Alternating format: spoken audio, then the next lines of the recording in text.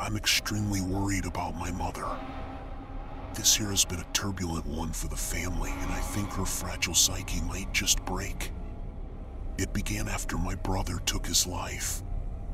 Initially, my mother, father, and I came together and the family was stronger than ever. But as so often happens, time went on, life got busy, and the divide ensued. My mother craved constant emotional support, but it became overwhelming.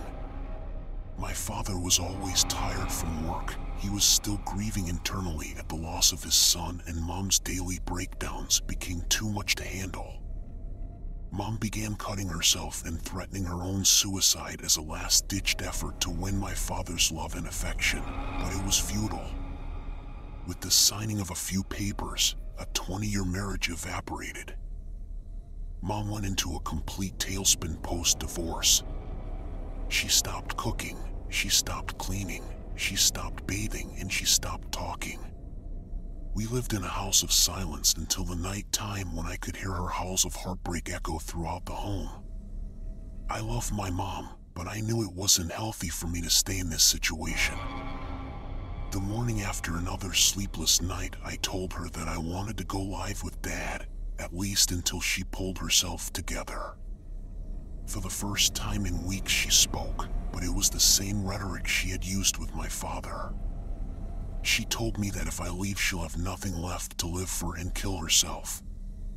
I told her she had stopped living a while ago. She was simply surviving at this point.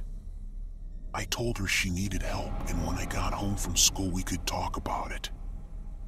When I arrived home, an eerie feeling crept over me. The house was pitch black and my mom was nowhere in sight. I investigated the downstairs and found nothing. I checked her bedroom upstairs as well as the bathroom, but they were clear. I walked down the hallway to my room and saw a dimly lit candle on my dresser. It was illuminating a note. I began reading and a chill ran up my spine after just the first few words. This wasn't a note, it was a suicide letter.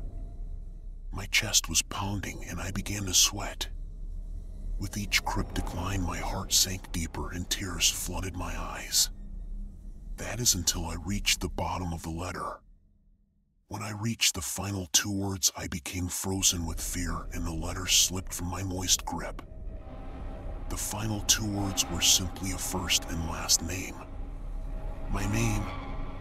Suddenly, I felt the cold breeze from my door slamming shut behind me. The candle went out and the room went dark. My mother passed away when I was just a few months old.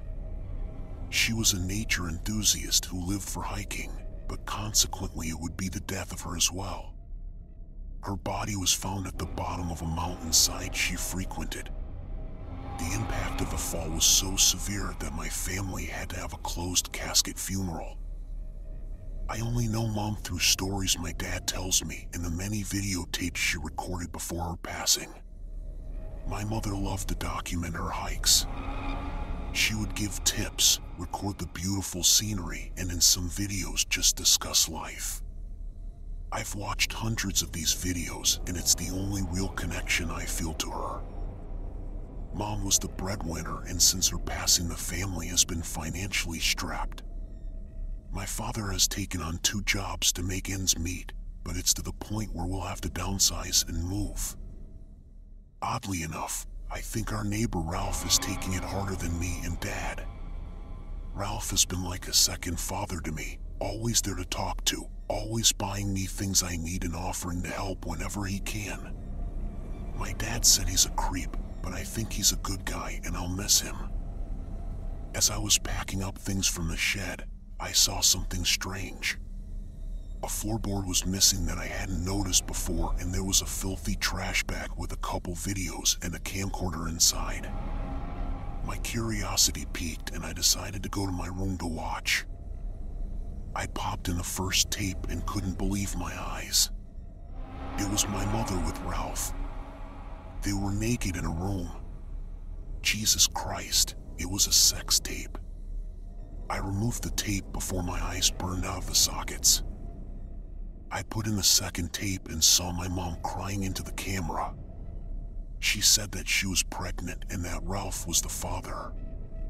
I cried and screamed into my pillow with anger and despair. I felt bad for myself. I felt bad for my father. I was furious with Ralph, but did he even know? Did Dad? Then I noticed that a tape remained in the camcorder. It was my mom on one of her hikes. Wait, I recognized those clothes. Those were the clothes she died in. This was recorded the day of her death.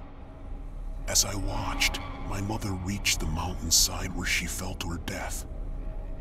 I was about to eject the tape, but then I heard something. It was the voice of a man, and my mom seemed startled when they spoke. Then it happened. The camera captured the moment of a man's hands pushing my mother to her death. What are you watching there? I heard coming from the window. The same voice that was heard in the video. An eerie silence filled the air as my dad and I locked eyes.